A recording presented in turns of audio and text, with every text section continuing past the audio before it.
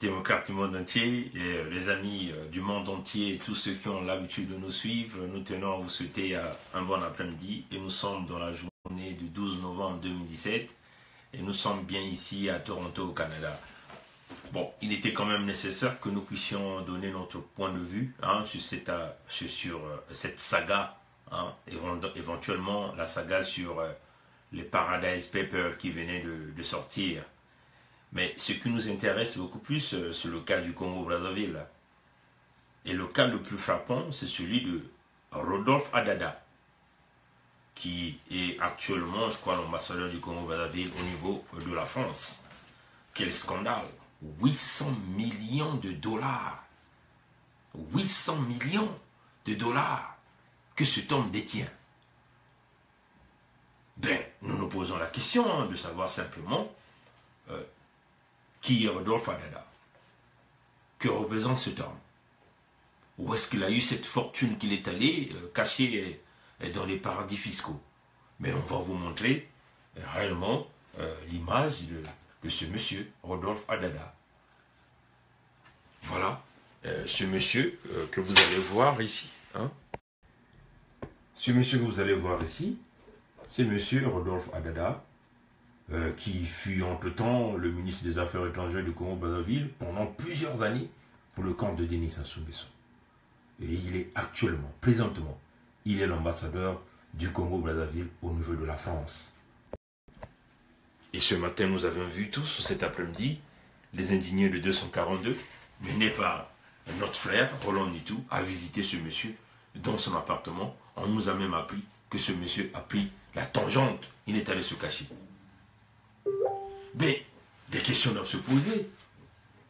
Où est-ce que cet homme a eu ces 800 millions de dollars américains qu'il est allé cacher dans les paradis fiscaux?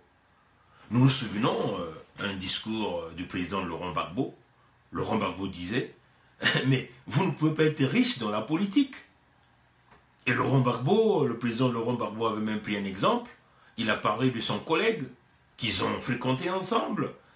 Et son collègue disait qu'il voulait faire des affaires. Et lui, il avait dit il va choisir la politique.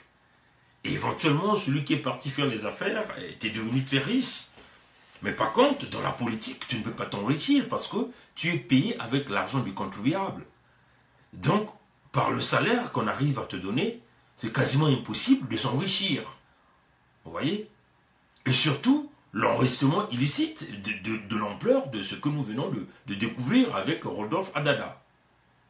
800 millions de dollars américains. Vous voyez, il y a un autre compatriote qui venait de faire ici une très belle démonstration, que moi j'ai pensé qu'il était nécessaire que je vous le présente. Donc, ce compatriote, il s'appelle Alain Makaya. Il dit, Rodolphe Adada a 71 ans d'âge. Vous voyez? Et donc, il a réussi à placer 800 millions de dollars qui représentent quasiment 500 milliards de francs CFA dans un paradis fiscal. Et il dit, faisons un calcul simple. On va vous présenter, parce que ça c'est le travail d'un compatriote que nous ne pouvons pas voler. nous, on a trouvé ce travail-là très intéressant et on a pensé quand même de vous le montrer. Il dit cet homme à 71 ans, il a réussi à placer près de 500 milliards de francs CFA dans un paradis fiscal. Faisons un calcul simple. S'il a commencé à travailler à 18 ans, ça veut dire qu'il a réussi à épargner environ 9500 milliards de francs CFA chaque année, pendant 53 ans. Donc chaque année, Adada, certainement, a dû épargner 9500 milliards de francs CFA chaque année. Maintenant, la question se pose, comment a-t-il fait pour épargner plus de 26 millions de francs CFA par mois? Alors, il va encore très loin dans ses analyses. Il dit, si l'épargne correspond entre 10 et 30% des revenus, cela veut dire que les revenus de ce monsieur correspondent à la dette du Congo-Brazzaville, donc 5 000 milliards de francs CFA. Moi, j'ai trouvé ça très intéressant, cette analyse, et puis moi, je me suis dit, bon, il va falloir que je le présente quand même. Vous voyez, chers compatriotes, le développement d'un État est lié au changement politique. le développement d'un État est lié au changement de mentalité. Et ce qui nous les hommes, ce qui nous différencie des animaux, ce sont les règles et les lois que nous mettions en place qui permettent de faire gouverner et diriger la société. Et si la société se détourne des lois, des règlements et des règles, en ce moment-là, cette société devient une société perdue. Le Congo-Brazzaville est un État qui s'est détourné de toutes ces lois, de toutes ces règles. Le Congo-Brazzaville, ce n'est plus une société, ce n'est plus un État. Donc, nous ici, nous essayons de voir que l'impunité a tellement plus de l'ampleur, puisque la loi n'est plus respectée, et nous sommes devenus à l'étape animale. C'est-à-dire, voilà pourquoi nous sommes en train d'appeler que ceux qui sont en train de diriger le Congo-Brazzaville représentent des primitifs, donc plus que même reculés que les animaux. Parce qu'il n'y a aucune loi, aucune règle qui est suivie. Au Congo-Kala, au lieu qui s'intéresse à des vrais problèmes, par exemple celui-là de Rodolphe Adada, de se poser les questions où est-ce que cet homme a eu quasiment 800 millions de dollars qu'il est allé placer dans un paradis fiscal, ben voilà, il se tourne vers des petits poissons qui sont comme les nous autres, comme les Roland Mito et ainsi de suite. Vous voyez? Donc, c'est bien normal que nous appelions le Congo, Brazzaville est devenu un pays primitif, géré par des gens qui n'ont aucune notion de loi, parce que nous avons mis de côté toutes les règles de loi. Maintenant, par rapport à cela, nous voulons ici donner notre appel à tous les avocats congolais au niveau de Paris. Puisque nous savons qu'au Congo-Kala a une résidence en France, est-ce qu'il n'y a pas une possibilité de porter plainte contre au Congo-Kala? Notamment, nous voulons interpeller des avocats, vous qui connaissez un peu le droit, essayez de voir dans quelle mesure vous pouvez porter plainte contre au Congo-Kala. On peut aussi porter plainte à l'atteinte à la sécurité de l'État, parce que pour cette incapacité de pouvoir suivre les vrais problèmes qui ont en train de briser le Congo. Parce que c'est cela la responsabilité du procureur de la République. Quand un procureur de la République qui est incapable de porter plainte contre les voleurs de la République, ceux qui pillent la République, en ce moment-là, le citoyen doit prendre sa part des responsabilités. Donc, nous demandons par exemple aux avocats congolais qui sont au niveau de Paris de regarder dans quelle mesure on peut porter plainte contre au Congo-Kala. Au lieu de suivre les vrais problèmes, il se permet de vouloir inculper les compatriotes qui n'ont commis aucun délit de droit. Vous voyez, chers compatriotes. Donc, c'est cela le grand problème. Hein? C'est le grand problème. Donc, nous appelons les avocats de regarder comment, dans quelle mesure, de l'incompétence de ce monsieur de Congo-Kala, comment on peut formuler une plainte contre lui, par exemple au niveau de Paris, puisqu'il a souvent l'habitude de venir au niveau de la France. Donc, regardez, hein, ça c'est un tuyau que moi j'ai pensé qu'il est peut-être nécessaire. Vous pouvez peut-être développer plus des idées dans quel contexte on peut poursuivre ce monsieur, éventuellement essayer de porter plainte contre lui. Parce que nous sommes devenus, nous avions gagné le combat médiatique sur les médias sociaux, hein, c'est-à-dire le combat de la communication. Nous, en tant que des résistants, on les a battus, hein, on les a battus. Parce que là, ils sont en train de tourner de gauche à droite, on les a battus sur ce terrain. Maintenant, il faut maintenant passer par des attaques judiciaires, notamment des gens comme le Congo-Kala ne peuvent plus mettre pied par exemple en France, poursuivis pour atteinte à la sûreté de l'État congolais, parce qu'incapable de poursuivre des vrais problèmes, par exemple le problème de vol organisé par des Rodolphe Adada, hein, ce genre de problème, vous voyez. Et rapidement, nous allons clôturer en vous faisant passer un petit message que nous avons pensé qui était nécessaire de notre combat. Pourquoi nous rentrons dans ce combat? Pourquoi nous luttons? Pourquoi nous voulons libérer le Congo?